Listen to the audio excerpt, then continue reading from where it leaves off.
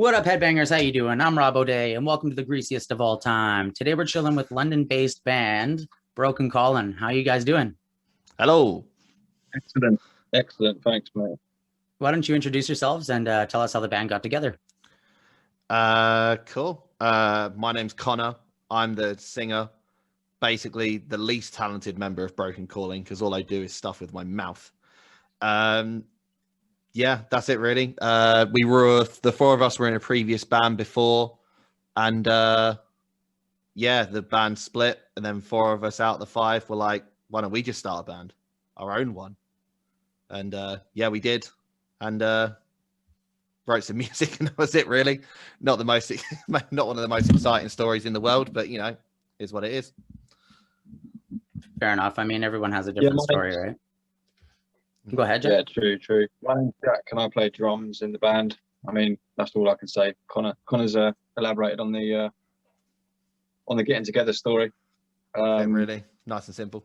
There was a bit of controversy in the old band, but we won't go into that. Yeah, I think every band has that prior band that does have controversy, and it makes you really appreciate when you find a group of people that work really well with you. Yeah. Right. You guys released From the Ashes in 2019. Yes. And it's a solid album. How was that experience? Thanks. The overall experience was, like, as mentioned before, a lot of how Broken Calling came about was from the split with the previous band. So as I said, we all just kind of were all in a little group chat just after it all kicked off, and we were like, well, what do we do now? And then we were just like, let's just meet up, jam, and see what happens. If it works, cool. If not, we'll go our separate ways and, you know, support each other in whatever we do. Because by that point, the four of us, like, we still are quite close. So we just decided to get together, and we had a few songs from the old band. There was a whole bunch of like legal crap that, again, I won't get into too much. But we had some songs from Broken Calling that were from the previous band. So we essentially we had the foundations of an EP. We just wrote a couple more songs.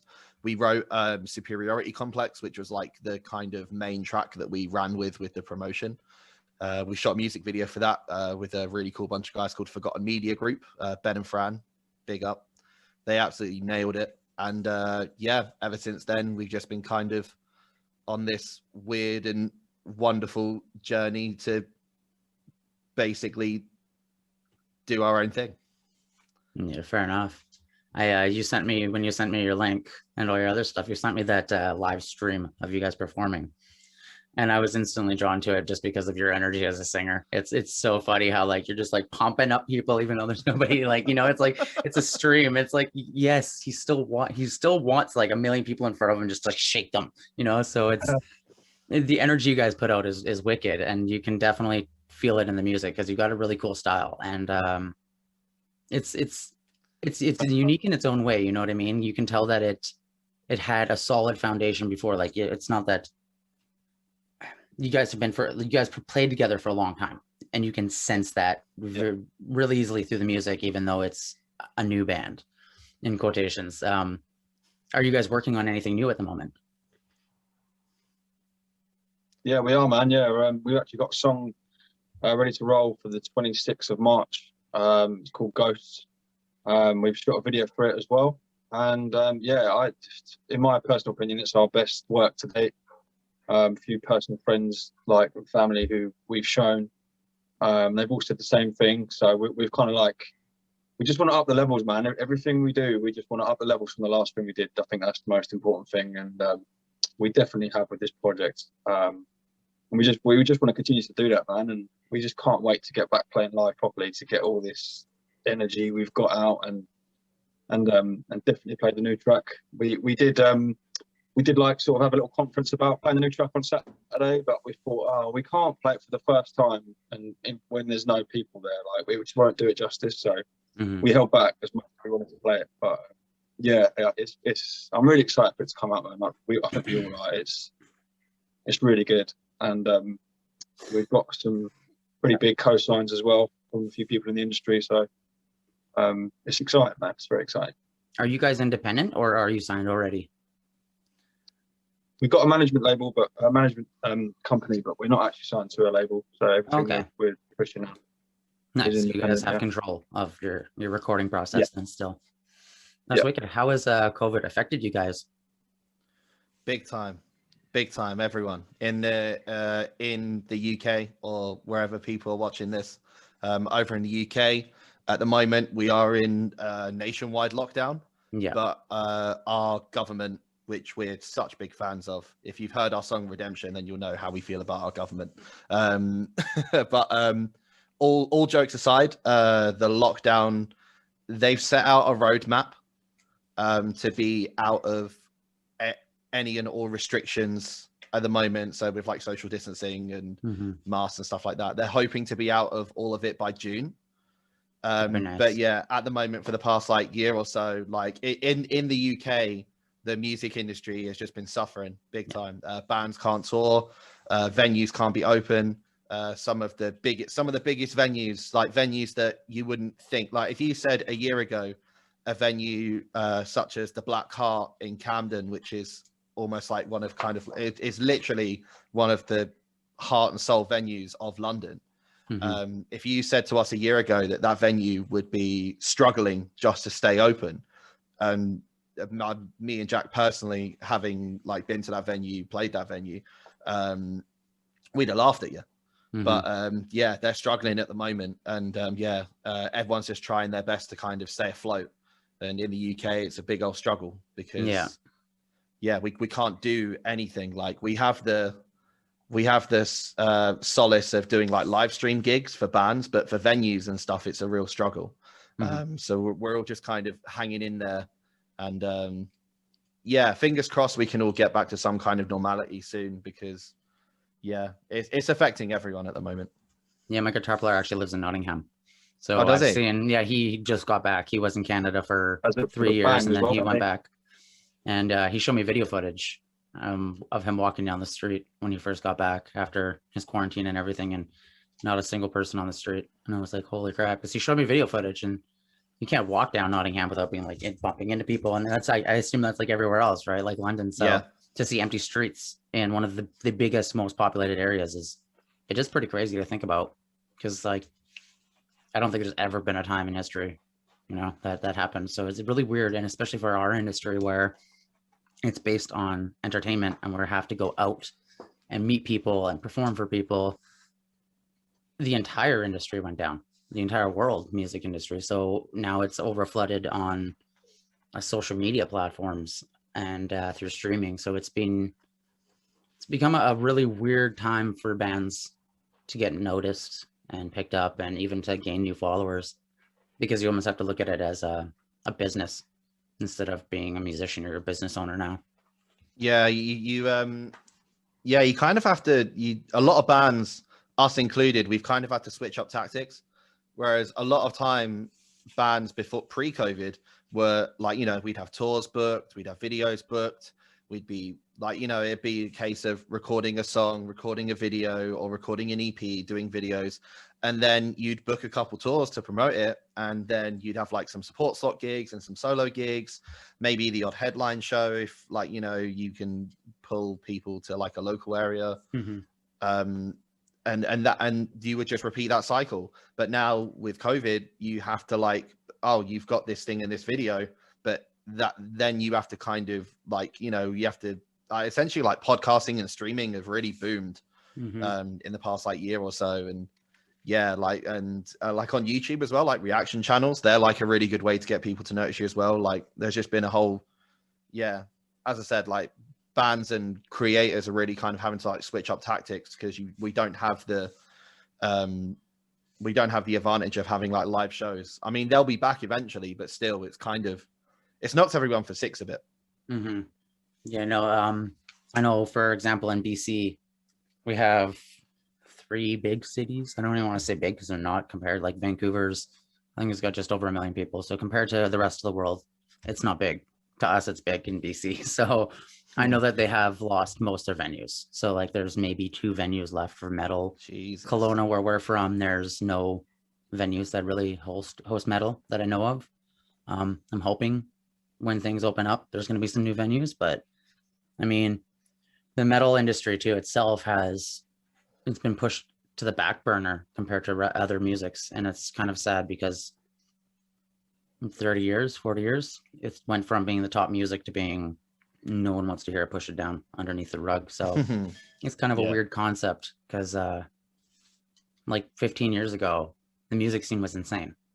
Metal music Yeah. scene was absolutely insane. You could go book any kind of show and people would show Yeah, up. man. And now it's hard to get 50 people into a venue, and you're for basically real. giving it away for free. So it's weird. I hope that that changes with the lockdowns and curfews and all that being taken away. It'd Hopefully, be man. yeah, it'd be a nice thing to see because I know we're all itching to perform. Yeah, we're all Well, there itching. was We're all the, itching. There was the boom in the 20s, wasn't there, after the Spanish flu. So I'm hoping that there'll be another boom in this 20s, and Yeah. 'cause that was like the spring music. So this time it'll be metal music. with the Right? boom. It'd Hell be yeah. awesome. Come on. I definitely Come think it will on. too, because the world is in this weird. I feel like the world's going through like a united revolution in their own way. Like every country's kind of taking into their own hands to like change the things that are messed up Shit. pre-COVID because they have the ability in COVID right now. So I think a lot of people there's people who are taking things to the next level, and then there's people who are trying to change things on a good level. And I think that in the music industry alone, the metal aspect, that bands are going to take it in their own hands again, kind Yeah. of do those off the grid shows that aren't at a bar kind of a thing, because that's where we need to at this point with venue loss. So it's Definitely. it's a weird Definitely. time. Definitely a weird time. What do you guys plan to do as soon as you get out? Are you gonna hit up tours all over again? Mate, we are just we'll play someone's bedroom if we can pack 50 people into it.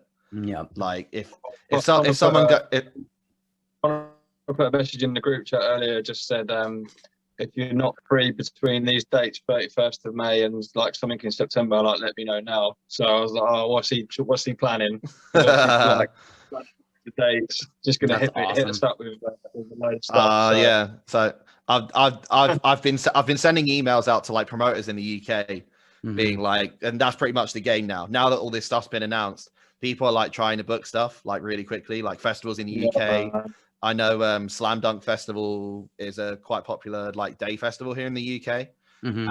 and they've just postponed. Some festivals are just saying no completely. Mhm. Download Festival, which is probably the biggest like rock and Yeah. metal festival in Yeah, the UK, that's they've unfortunate. just said that they're postponing. But on the plus side, Bloodstock is probably the second biggest UK rock and metal Yeah. festival, if people know that. Yeah. They essentially like I saw on social media like one of the people who like book one of like a couple of the smaller stages, a guy called Simon Hall, was like, he literally just put his email out there and was just like, if you're in a band, email me your stuff. So naturally I've done that. But yeah, like booking promoters I'm looking up like promoters like all over the UK at the moment just to kind of get Broken Calling out there. Yeah, as soon as COVID's over, I'm chucking everyone in a van and we're just going to go play whoever will put up with our shit. Yeah, that's kind of how I feel too. I saw a tweet the other day, and it said every promoter in the UK right now knows what it's like to be a hot girl on Instagram. Just because so many people are going to be sliding in their DMs left, right, and centre, going, "Oh, you got Trust me. bookings, got Right. bookings, you got shows." Yeah, like as also like similar to what Jack saw. I saw on Facebook the other day. It was like you know the picture. You know, it's like a screen grab of you know when Jack Sparrow in Pirates of the Caribbean, he's running away from all like the indigenous people. Yeah, Yep. And it was like it said under Jack Sparrow like booking agents or promoters, and then Yeah. like all the indigenous people are captured like Musicians. bands, musicians. That's hilarious. Ah! And yeah, That's the- but yeah, Jack hit a nail on the head. Like now, every promoter in the world knows what it's like to be a hot girl on Instagram. So Right? Yeah. It's pretty weird. And minus the dick pics. yeah, yeah, it's all no. band pics though. yeah. It's No. it's also promo pictures, so at least they look sick. Yeah, right, exactly. Your guys' style, it's super crisp and raw, which is a kind Thank of both sides of the spectrum, which is kind of cool to see because you guys is your music it's tight, and that shows that you've played for a long time. What do you guys? Who are your biggest influences, and how do you guys go about writing? Who's going first? I don't know. This is always the one in it. It's like, oh, who goes first? Who goes first? You can go. You can go first, Jack. All right. Well, I'm come from like quite a hip hop background, so I'm a beatboxer as well. So that was my main love. And then obviously when bands like Limp Bizkit and Papa Roach came around, they like fused the two, and I was like, wow, this like rap with energy. It's crazy. And then they were like my gateway bands into like the usual Slipknot and that kind of thing. But like, well, the lads know my favorite band is Lamb of God, so that's where I get my main influences from drumming from. But then I try and infuse that with a bit of like hip hop stuff as well. Like, Yeah, you can definitely feel it try and too. make it a bit funky and groovy. Yeah, man. Yeah, so that's my main influences. You've got a unique drum style too, because I play drums as well, and I think it was sick. one of my favorite things. Is I was like, damn, he's got some like he's throwing groove in there, not just straight like like you've actually got some like, you know what I mean? It's like you've got some like dopeness to it. So it's like, right? It's fucking Big up. it's cool. So it's Sick, nice when man. you see people who can blend genres. So Definitely, man. Definitely. Keeps it a bit fluidly. interesting, doesn't it? Exactly. There was this one band I was listening to. I interviewed yesterday, and they're from BC with us, but they're like super weird. It's almost like the Pixies mixed it with Alexis on Fire, and like it was just a Modest Mouse. And I was like, these guys are so unique, but it's just cool to see metal being so diverse nowadays. With I guess so many subgenres, but I hate subgenres. So I think music is music. Fuck it. It's all metal, man. It's all metal, isn't it? So I was just like, you know, I hate pigeonholing stuff as well. Like, music's music, man. Like, just roll with it.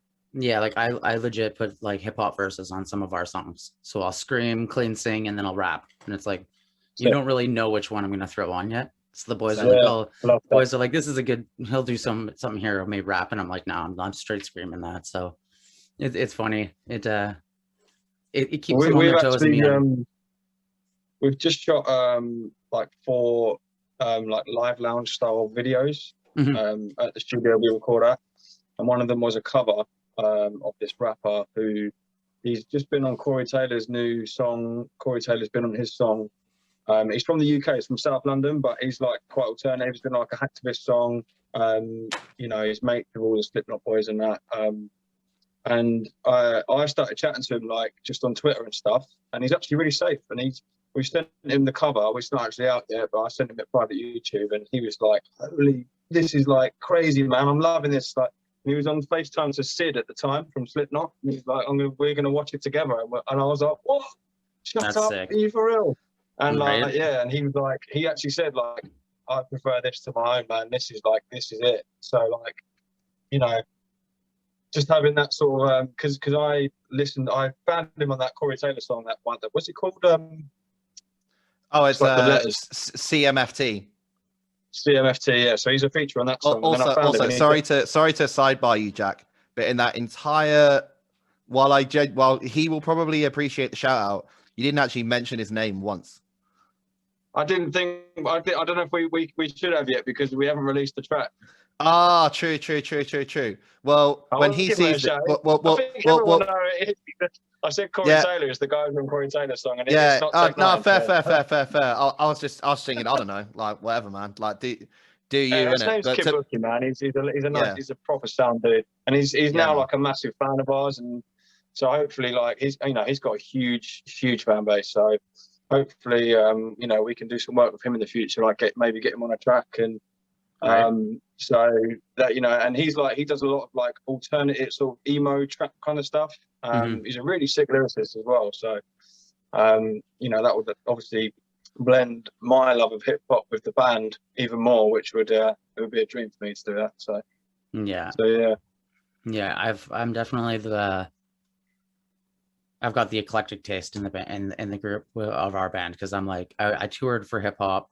I was in like an indie band. I've done so many different things, and I have a love for everything. Like this morning I woke up and I'm like, it's a Radiohead morning, so I was blasting Radiohead. So like Fair play. I have a weird taste in music, but metal's always been the one that I was drawn to when I picked up an instrument. So I fell in love with it real fucking quick. If I there was think any you find metalheads have the widest like taste in music. You know, you can get like real hip hop heads who just love hip hop and nothing else. You like in the UK we've got grime and garage. You know, they're like the more mainstream bods, and that, you know, they'd hear metal and be like, oh, what is that like? Whereas metalheads, I think we're the most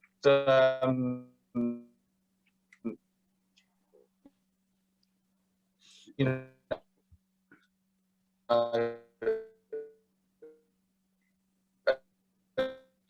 the connection.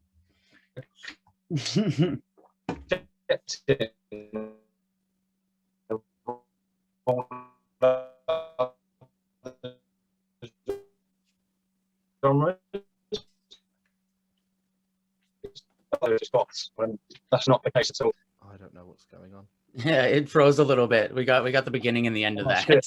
Oh, shit. No worries. It's definitely Damn it. Never it's mind. definitely I'm just saying that metalheads are. they're definitely the most diverse musicians.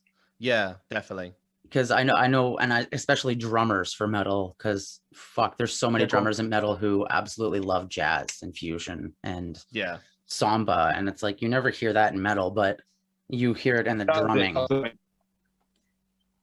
Because drummers they're by far, they have to learn all different techniques. Like when I started drumming, I had to learn rudiments because you can't just play a basic 4 on the floor, you know what I mean? And you have to be able to, I think polyrhythms are my favorite thing in metal.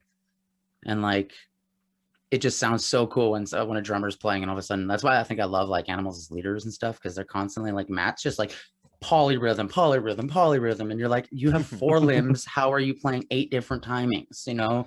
Yeah. So definitely, I think metal musicians appreciate the most amount of music for sure. Like we embrace it all 100%. and we kind of like influence it all, and we just add distortion to it. Really heavy distortion screams. If you name it, we can add distortion to it and make it sound sick. Right. And always a metal version, like a metal cover of anything, sounds better. Sounds dope. Like that guy from Leapfrog, Leo, he's like, any song he makes metal is fucking epic. Like he made Toto fucking Africa metal, and I'm like, man, I never want to listen to the original version again. So it's cool to see, because I mean we can take anything and make it epic. Like Bodum took Britney Spears and made him cool. You know what I mean? So yeah, exactly. It's a cool thing, musicians, what we can do and what we see versus what other people have. Because I think like musicians are on this whole next level. Like painters and artists, all different levels, but musicians have this weird like telepathical gift with their band. Like, you know, man, instantly as a drummer if the guitar player is about to fuck up. You know what I mean? Like, you know it is gonna happen. And as a singer, you know, oh shit, they're about to stumble, or like there's a pause coming, and all of a sudden the whole band pauses, and you never planned it, but it just happens naturally, and you're all on this weird wavelength. Yeah. It's almost euphoric the moment you get on a stage and start playing. It's that, I think it's that moment where I think for Broken Calling, probably one of our best moments, where you have that euphoria where you're all kind of locked in to the performance. And I hope Jack agrees with me. Is it was in 2019 now. I was going to say last year, but this whole COVID thing has messed up my perspective of time so much. We played an event in London called Face Down, and it was a Halloween gig. We all dressed up as the Mario brothers because it was sick. I was Mario, Jack was Luigi, and we had Yoshi, Wario, and Waluigi. It was dope. And I started off the set by chucking chocolate coins at people because I'm Mario. But as soon as like Jack made this really funny little intro, mixing Super Mario and a UK grime artist called Stormzy, is sampling a bit of his song, and in his song, literally says the phrase "fuck the government" and "fuck Boris." And then it repeats. And it repeats. Repeat on the video. Fuck the government and fuck Boris. Fuck And Boris. for those who don't know, Over and over again. for those who don't know, Boris Johnson is the UK Prime Minister. He's like the leader of the country. He's the dude with the really wacky hair, right? Yeah, he's Okay. he's basically Donald Trump light in a way. If I could describe him as simply as possible, Donald Trump light. He's a prick. He's just a poor Donald Trump, basically. Exactly. Poor man's Donald Trump. That's funny. With even worse hair, and I didn't even know Right. that was possible. Yeah, But yeah, so we basically had an entire like 500 cap room before our set even started, just screaming "fuck the government" and "fuck Boris," and then we kicked in with superiority complex. And yeah, as I said, just that moment where we're just locked in. Like, not just because we're playing to Jack and the click track, but, you know, as you said, that moment where you're just there in the moment and everything just is right. Mhm. Everything feels right. And yeah, there's no better feeling. And even on it was this week just gone, we played the live stream event. And even though we actually hadn't practiced or played a show in a year, like, you know, we had some minor bits. But like it's stuff that only like we would have noticed, nothing that anyone would have noticed on the live stream. Mm-hmm. I mean, to be fair, although the only thing would have been Martin knocking out the feed at the last bloody song, because that's Martin, our guitarist, who's an absolute. I don't know.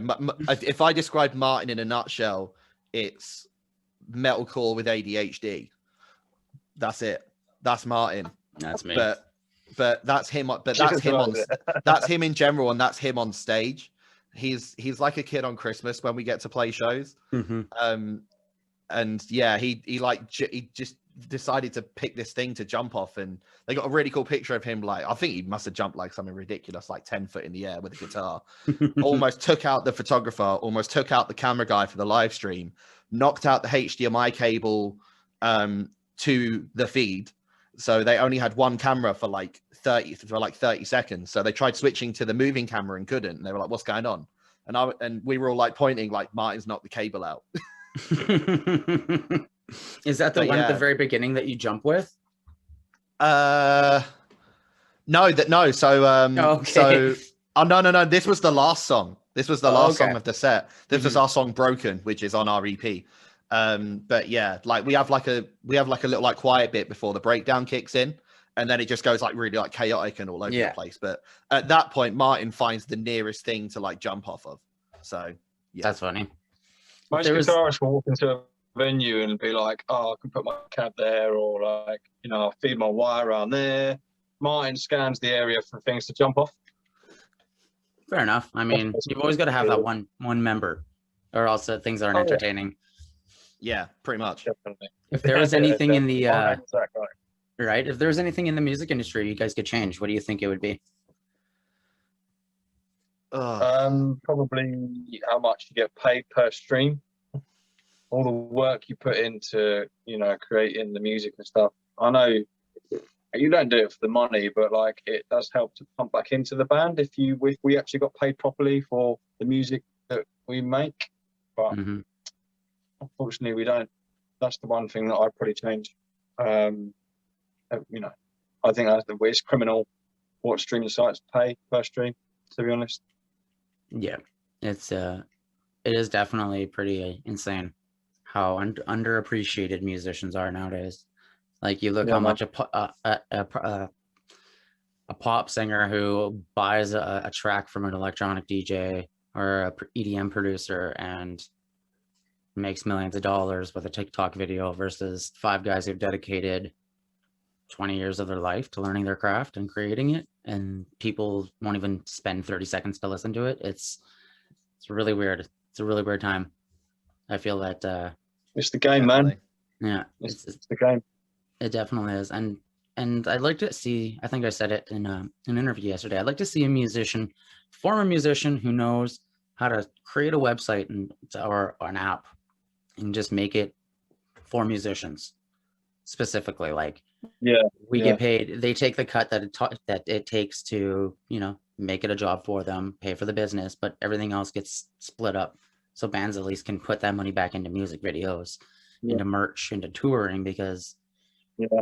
having to save up for a year to go on a fucking month tour on your own, out of your own pocket, it sucks when it Hard, fucking man. flops. I almost feel like recording stuff these days is more for us to have ourselves to listen to, and then like we'll go and play shows, but we don't, most of the time, we don't get fans there of ours, because you might have, I don't know, say we've got like 500 loyal fans, but they're dotted about all over the country. It's like going to be very hit and miss whether we get a show near them or not. So Yeah. I find that the best way to gain new fans is just to play shows, but then you've got to cherry pick the shows, because in the last band we played so many crap shows where we drove 8 hours to play for 2 people. Like it's a minefield, man. It's a proper minefield to balance the money with the time, and what do you put your resources into? Do you do it with shows? Do you do it with promotions on Facebook and Insta? Like, Yeah. that's why you need management, I suppose. They help you. They help direct you with that kind of thing. Yeah, 100%. Is there anything you guys want to say before we wrap up? Yeah. Cop our shit. Like, just follow, that's it. Like, to be fair, like, that's the end game, isn't it? Getting people to check you out. Broken Calling, easiest way to find us. It sounds really stupid, but Google us. Literally, just type Broken Calling into Google and we pop up. That's it. Mm-hmm. But if you want to go into specifics, we mainly run around on like Facebook and Instagram. We've got a YouTube channel as well. We're on pretty much any digital streaming platform like Spotify, Amazon, Apple Music, Tidal, Deezer, all the good stuff. If you use it, if it's a digital platform and there's music on it, Broken Calling are most likely on it. We have a new single coming out on the 26th of March, titled Ghosts. We're really proud of it. As Jack said, it's probably, as I said, we always try and up the game in Broken Calling every time. We upped it with Redemption, which was a giant FU to the government, and loads of people digged it. We think Ghosts has blown Redemption out the water, and we just plan to do that with every subsequent release, just evolve and get better and better and better, and just do our thing. But yeah, Ghost is out on the 26th of March. Shout out to Ex-Visua, Pete Wolven. He's an absolute Donny, and smashed the video for us. It looks amazing. We can't wait. As I said, we did a live stream performance as well on Saturday, just gone, for the 0161 Manchester community. Shout out to them, James and Jane and everyone there. And yeah, that's pretty much it, really. Just, if you like what we do, and follow us, and, just support you guys in Enigma, and support everyone, because everyone needs support right now. Spend money on the bands that you like and they will appreciate it, and support the bands. Don't just look at them and think, oh, that looks pretty. Like, comment, interact with their stuff. And yeah, that's it, really. Like, I don't know what else to say. Jack, anything to add? No, you wrapped it up there. Like, thank you, Enigma, for having us on. Like, really appreciate it. Helps with our exposure and stuff to a new audience. So yeah, we appreciate any little things like this we can do to help get our reach further, man. So big love for having us on. Appreciate it very much. No worries. Thanks for coming on, and I'll put all the links to your guys' socials down below in the description. Sick. All right, guys. Thanks for man. coming on. And when you release that, let me know, because I'll definitely post it on the Enigma page. Yeah. Sick. Appreciate that, man. All right, guys. You guys have a good night. Yeah, you too, man. And you, man. All right. Stay safe. I'll talk to you guys again. Peace. In a bit. Peace. Thanks, ladies and gentlemen, for checking out the video. Don't forget to like and subscribe to keep up to date on all the fucking good shit we got going on.